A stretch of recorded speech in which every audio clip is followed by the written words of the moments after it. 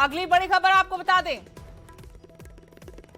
Fatehpur seat पर कांग्रेस प्रत्याशी आगे चल रहे हैं। भवानी सिंह पठानिया 1082 वोट से आगे चल रहे हैं। बीजेपी प्रत्याशी बलदेव ठाकुर पीछे हैं। बीजेपी प्रत्याशी बलदेव ठाकुर को 12,058 वोट मिले हैं, जबकि कांग्रेस प्रत्याशी को 13,140 वोट। कांग्रेस के लिए बड़ा दिन है। अगर ये जो रुझान परिणाम में बदल पाए, नतीजों में कन्वर्ट हो पाए, तो यकीनन कांग्रेस के लिए बड़ा दिन और एक बड़ी राहत जरूर होगी। फतेहपुर सीट से आपको रुझान बता रहे हैं। कांग्रेस उम्मीदवार भवानी सिंह पठानिया यहां से 1082 वोट से आगे हैं, लेकिन पीछे हैं बीजेपी के प्रत्याशी यहां से बलदेव ठाकुर। बीजेपी प्रत्याशी को अभी तक 12,058 वोट मिले हैं, जबकि कांग्रेस उम्मीदवार को 13,140। एक सीट अपनी झोली में कांग्रेस डाल चुकी है, जुबल कोटखाई। इंतजार बाकी उपचुनावों के परिणाम का है। ईवीएम से गिनती शुरू हो चुकी है। रुझान आपको पल पल के हम बता रहे हैं, पल पल का आंकड़ा बता रहे हैं, कैसे हालात बदल रहे हैं, गणित बदल रहा है और जनता का मन क्या है वो ये परिणाम बताएंगे। एक जीत कांग्रेस के पास, बीजेपी को इंतजार है जीत का खाता खोलने का। 4 सीटें थी जिन पर उपचुनाव हुआ, 3 विधानसभा तो 1 लोकसभा सीट। मंडी में भी कांग्रेस की उम्मीदवार प्रतिभा सिंह आगे चल रही है। अच्छी खासी लीड उनके पास है।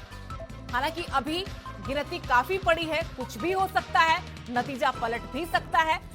अभी के लिए जो अपडेट है हमारे पास वो हम आप तक पहुंचा रहे हैं कि फतेहपुर सीट पर भी कांग्रेस के लिए अच्छी खबर है। कांग्रेस के उम्मीदवार भवानी सिंह पठानिया यहां 1000 से ज्यादा मतों से आगे हैं। बीजेपी के उम्मीदवार को पछाड़ रखा है। बलदेव ठाकुर यहां काफी पीछे हैं। और आपको बता दें कि जुबल कोटखाई का मैदान तो फतेह कर चुकी है कांग्रेस। रोहित ठाकुर ने शानदार जीत हासिल की है और बीजेपी ने खुद ही अपना गेम बिगाड़ लिया। यहां से नीलम जो बीजेपी की उम्मीदवार हैं उनको टिकट दिया, नाराजगी मोल ली अपने कद्दावर नेता के बेटे चेतन बरागटा से, क्योंकि उनको उम्मीद थी और कहा भी जा रहा था कि टिकट उनको दी जाएगी। एंड वक्त पर टिकट काट दिया तो फिर यहां पर बीजेपी का अपना पत्ता कट गया। फिलहाल बात करेंगे फतेहपुर सीट की। मेरे सहयोगी विचित्र शर्मा जुड़ गए हैं। फतेहपुर सीट पर विचित्र, कांग्रेस के उम्मीदवार आगे चल रहे हैं, क्या अपडेट है आपके पास? देखिए सुदेश, कहा जाता है कि first impression is the last impression. शायद कहीं फतेहपुर में ऐसा ना हो, क्योंकि पहले जो 2 रुझान थे, 2 राउंड की काउंटिंग हुई थी, तो उसमें जो था वो कांग्रेस के प्रत्याशी भवानी सिंह पठानिया जो थे वो आगे निकल आए थे। लेकिन उसके बाद वो पिछड़ते चले गए और लगातार 13वें राउंड तक वो पिछड़ते ही रहे। लेकिन जैसे ही चूंकि फतेहपुर का गणित मैंने पहले भी बताया कि 4 भागों में यहाँ पर सब्ट्रैक्ट होता है, टॉप और अलग अलग है, तो ऐसे में अलग अलग क्षेत्रों की अलग अलग मतपेटियां जब खुली तो उसमें जो है 14वें राउंड की मतगणना में एक मुश्त जो है वो 1082 मतों से एक मुश्त आगे बढ़ गए कांग्रेस के प्रत्याशी भवानी सिंह पठानिया। उसके तुरंत बाद जो जब वो 15वें राउंड की मतगणना हुई, फिर 16वें राउंड की मतगणना इस वक्त क्योंकि मुकम्मल हो चुकी है, तो अब तक की मैं बात बताऊं सुदेश, तो अब तक 2357 मतों से जो है वो कांग्रेस के प्रत्याशी आगे चल रहे हैं। तो ऐसे में बाकी 8 जो राउंड है वो बाकी बच गए हैं और 18,000 के करीब करीब जो वो टोटल जो मत बच गए हैं। तो ऐसे में कहीं ना कहीं उम्मीद लगाई जा सकती है कि कहीं ऐसा तो ना हो कि उलटफेर की जो संभावना थी वो तो अब यहाँ नजर आ नहीं रही। तो तस्वीर जो है वो साफ होती हुई यहाँ भी नजर आ रही है कहीं ना कहीं सुदेश।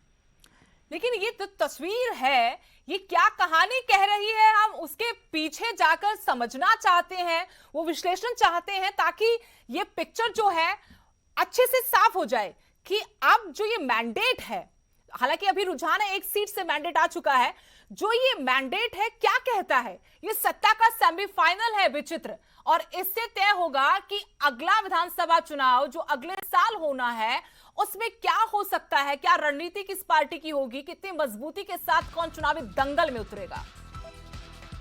देखिए सुदेश, अगर यहाँ पर देखा जाए ऑल ओवर स्थिति अगर हम लोग भी देखें, क्योंकि जब ये सत्ता का सेमीफाइनल होना था तो इस वाकई में इसको ये जो चुनाव हुआ है 20 विधानसभा क्षेत्रों में, तो इसको यही मानकर चला जा रहा था कि इसका असर जो है बहुत ज्यादा असर, कम असर नहीं, बहुत ज्यादा असर जो है वो साल 2022 के होने वाले विधानसभा चुनावों में पड़ेगा। तो उसको मद्देनजर रखते हुए क्या कांग्रेस क्या भाजपा दोनों ने जो है वो जी तोड़ का प्रयास किया, खून पसीना तक अपना हर क्षेत्र में जो है वो हाया। अलग अलग तरह की स्ट्रेटजी बनाई गई, अपने स्टार प्रचारक तक जो है वो हर क्षेत्र में उतारे गए सुदेश, और नतीजा जो है वो फिलहाल हम सबके सामने है कि रोल हो क्या रहा है। यहाँ पर अगर हम लोग देखें तो कहीं ना कहीं भाजपा को जो है यहाँ पर महंगाई और बेरोजगारी का मुद्दा जो कांग्रेस लेकर चल रही थी, वो कहीं ना कहीं वो असर कर गया है, वो मुद्दा जो है, और उसका असर जो है वो जनता पर भी जरूर पड़ा है। जनता, जाहिर सी बात है, जनता ही जनार्दन होती है, जनता के लिए तमाम सारी व्यवस्थाएं हैं, जनता के लिए ही ये सब सारी चीजें हैं। अगर जनता खुश नहीं है तो फिर वो कैसा अपना अटपटे मन से वो किस तरह का फैसला देगी। तो वही अटपटे मन से जो है जनता ने किसको नकारा है, ये तस्वीर जो है यहाँ पर सामने नजर आ रही है। और अगर अभी भी इस चीज को मद्देनजर नहीं रखा गया, जो इस वक्त जो है वो हाशिए पर नजर आ रही है जो भी पार्टी यहाँ पर चुनावी नतीजों में, हालांकि हम पूरी तरह से अभी कह नहीं सकते क्योंकि बाकी के अभी कुछ राउंड जो वो बाकी है। हम यही दोहरा रहे कि रुझान है और परिणाम कुछ भी हो सकता है। जैसे जैसे ईवीएम खुलती है इलाके के मुताबिक, तो वहां पर हो सकता है कि बीजेपी ज्यादा हावी हो या कहीं पर कांग्रेस का पलड़ा भारी हो। शुक्रिया फिलहाल के लिए विचित्र, आपका तमाम जानकारी आपने दी, और अपडेट अगर आपके पास होगी फिर लौटेंगे क्योंकि परिणाम का हमें इंतजार है। रुझान भी आप पल पल के हमें बताते रहिएगा ताकि दर्शकों को हम अपडेट कर पाए। फतेहपुर सीट पर भी कांग्रेस के उम्मीदवार आगे, भवानी सिंह यहां से आगे हैं, 1082 वोट से आगे चल रहे हैं। अभी तक के जितने राउंड की यहां पर काउंटिंग हुई है, बीजेपी उम्मीदवार पीछे हैं। और बीच में लगा था कि बलदेव ठाकुर आगे निकल गए हैं, लेकिन अब पासा पलटता नजर आ रहा है। फिलहाल तो बीजेपी यहां पीछे है, परिणाम क्या होगा उसके लिए इंतजार, लेकिन इंतजार भी हम ही खत्म करेंगे। सबसे पहले न्यूज 18 पंजाब, हरियाणा, हिमाचल आपको बताएगा परिणाम। सबसे पहला रुझान हमने आपको बताया और सबसे पहला परिणाम जुबल कोटखाई से रोहित ठाकुर की जीत का ऐलान भी न्यूज 18 ने किया। उपचुनाव के लिए काउंटिंग जारी है। हिमाचल की 3 विधानसभा सीटों पर उपचुनाव हुआ, तो वहीं 1 लोकसभा सीट मंडी पर उपचुनाव हुआ। हरियाणा में एलनाबाद विधानसभा सीट पर उपचुनाव, जहां से चुनाव रुझान आ रहे हैं। जुबल कोटखाई का परिणाम आ चुका है, जहां कांग्रेस के उम्मीदवार रोहित ठाकुर ने जीत हासिल की है।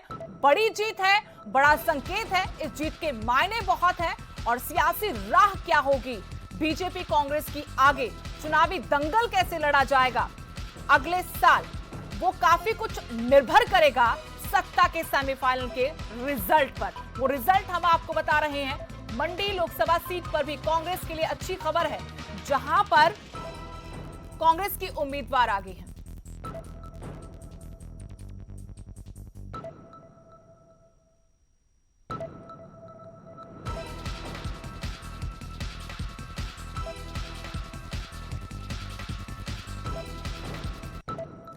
कुछ और खबरों का रुख करेंगे। भारत के अपने शॉर्ट वीडियो शेयरिंग ऐप चिंगारी ने क्रिप्टो सोशल टोकन गारी के साथ क्रिप्टो करेंसी बाजार में धमाकेदार कदम रखा है। सुपरस्टार सलमान खान गारी के ब्रांड एम्बेसडर हैं। चिंगारी ऐप भारत में खासा लोकप्रिय हो रहा है और सोशल मीडिया कैटेगरी में बेस्ट ऐप का खिताब भी पा चुका है। चिंगारी ऐप न सिर्फ कंटेंट क्रिएटर्स बल्कि व्यूअर्स, एडवर्टाइजर्स और डेवलपर्स सबकी कामयाबी की कुंजी है। गारी का इस्तेमाल भविष्य की